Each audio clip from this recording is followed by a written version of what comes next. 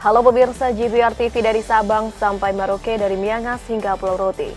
Bertemu lagi bersama saya Bilqis Sabila dalam program Kominfo Newsroom.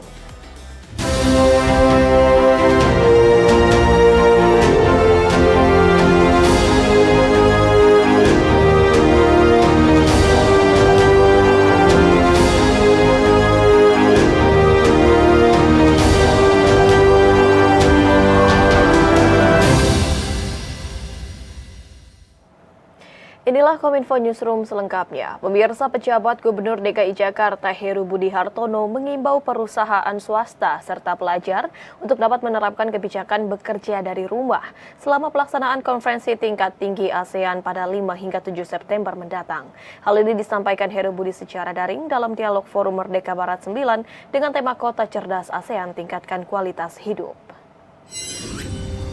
Dalam menyambut penyelenggaraan KTT ASEAN yang dilakukan pada 5 hingga 7 September 2023, pejabat Gubernur DKI Jakarta Heru Budi Hartono mengimbau agar para pekerja, aparatur sipil negara maupun perusahaan swasta serta pelajar untuk dapat bekerja dan belajar dari rumah.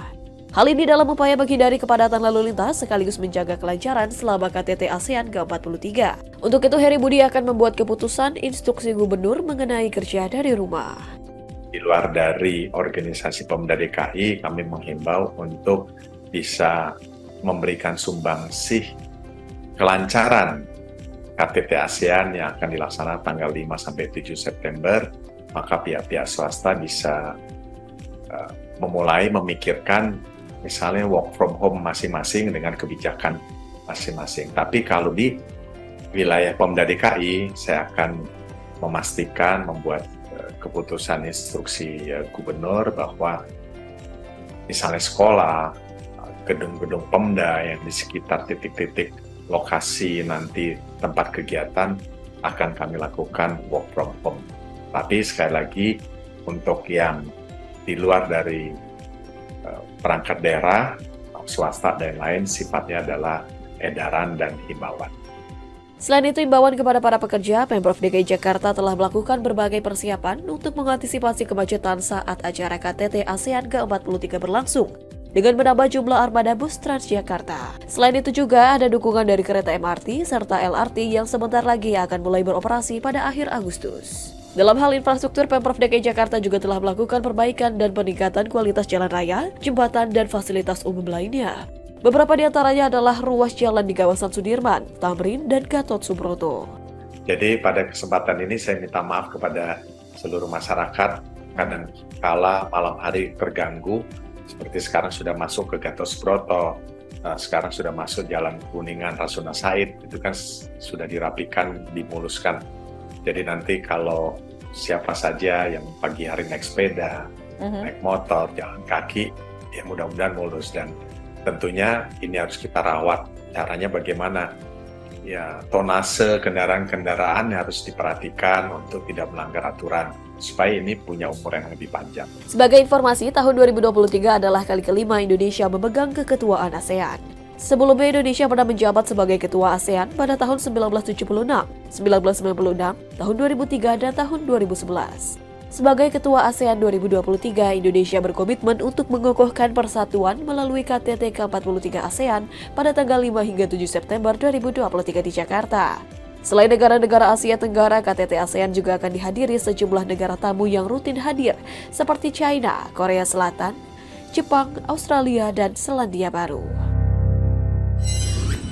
Menteri Koordinator Bidang Politik Hukum dan Keamanan Mahfud MD menyoroti politik uang, kecurangan dan hoaks atau berita bohong saat penyelenggaraan pemilihan umum 2024. Mahfud MD menilai kerawanan atas isu tersebut tidak hanya berpotensi untuk memecah belah persatuan bangsa Indonesia, namun juga dapat menurunkan partisipasi masyarakat dalam mengikuti pemilu 2024. Dalam rangka mensosialisasikan penyelenggaraan pemilihan umum 2024, Menteri Koordinator Bidang Politik, Hukum, dan Keamanan Mahfud MD menggelar forum diskusi bertema Pemilu Bersih di Surabaya, Jawa Timur. Dalam kesempatan tersebut, Mahfud MD menyampaikan terkait dugaan terjadi politik uang di Komisi Pemilihan Umum di tengah suasana tahun politik menjelang pelaksanaan pemilihan umum 2024. Dugaan politik uang disebabkan oleh upaya memenangkan pemilu dengan membeli dukungan. Menurutnya hal ini tidak bisa dipungkiri dari tingkat pejabat desa hingga masuk ke lingkungan KPU. Beberapa penyakit bagi pemilu yang harus kita antisipasi dari sekarang. Pertama, kemungkinan atau sering terjadinya politik uang.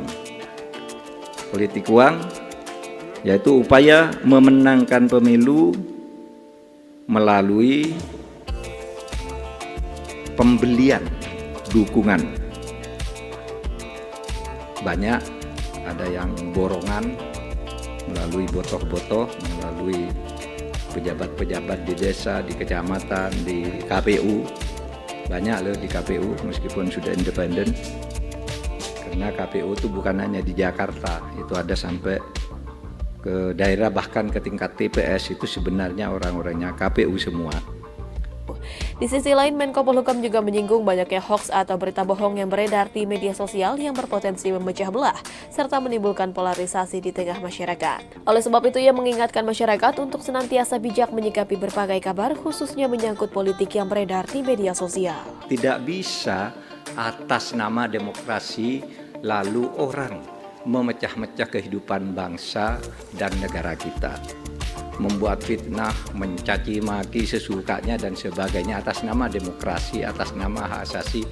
Ingat bahwa para pendiri negara kita sejak awal sudah mengatakan demokrasi saja tidak boleh ada di negara ini. Harus ada temannya demokrasi itu, yaitu nomokrasi. Oleh sebab itu ada kedaulatan rakyat, ada negara hukum. Itu selalu beriringan di mana-mana.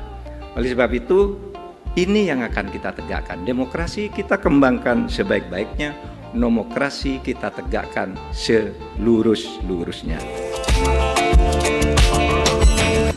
Kepolisian Republik Indonesia akan membentuk Satgas Anti Money Politics guna terciptanya pemilu yang tertib, bermartabat, jujur, dan adil. Kepala Divisi Humas Polri Irjen Pol Sandi Nugroho menyampaikan bahwa Satgas tersebut dibuat sebagai bentuk tindak lanjut yang dilakukan Polri dalam memberantas politik uang jelang pemilu 2024 mendatang. Polri tengah menyiapkan sejumlah langkah-langkah dalam rangka menjaga keamanan dan ketertiban jelang pemilu 2024 mendatang. Dalam pelaksanaannya, Kepala Divisi Humas Polri Irjen Pol Sandi Nugroho mengungkapkan, Polri juga akan menggandeng stakeholder terkait lainnya seperti Pusat Pelaporan dan Analisis Transaksi Keuangan atau PPATK untuk melakukan diskusi publik hingga sosialisasi literasi dan edukasi agar menciptakan pemilu yang tertib, bermartabat, jujur, dan adil. Adapun pembentukan Satgas ini juga merupakan tindak lanjut dari arahan Kapolri Jenderal Listio Sigit Prabowo yang meminta agar Bareskrim membentuk Satgas Anti Money Politik agar pemilu 2024 bisa berjalan lebih demokratis. Lebih lanjut, Sandi juga menjelaskan bahwa nantinya Satgas tersebut akan berperan lebih aktif untuk melakukan tindakan preventif yang nantinya akan disesuaikan dengan peraturan perundang-undangan pemilu yang berlaku. Ia pun mengajak kepada seluruh pihak yang terlibat, khususnya masyarakat, untuk tetap jaga keamanan pemilu 2023, termasuk menghindari tindakan-tindakan yang dilarang, utamanya dalam melakukan tindakan politik uang. Kami mengajak kepada seluruh komponen bangsa, seluruh pimpinan partai politik, seluruh pimpinan lembaga, semua terkait, semua teman-teman media untuk sama-sama kita jaga persatuan dan kesatuan, kita jaga pemilu ini biar damai, semua berjalan dengan sebaik-baiknya. Yang tidak baik kita komunikasikan, kita diskusikan, karena ada lembaga-lembaga yang sudah mengawainya. Kalau kesulitan, kekurangan pasti ada, pasti banyak. Tapi dengan adanya ditabayunkan, dengan adanya kita musyawarahkan, insya Allah akan ada solusi yang terbaik bagi kita semua. Pemirsa, usai jeda kami akan kembali dengan informasi lainnya. Tetaplah bersama kami dalam Kominfo Newsroom.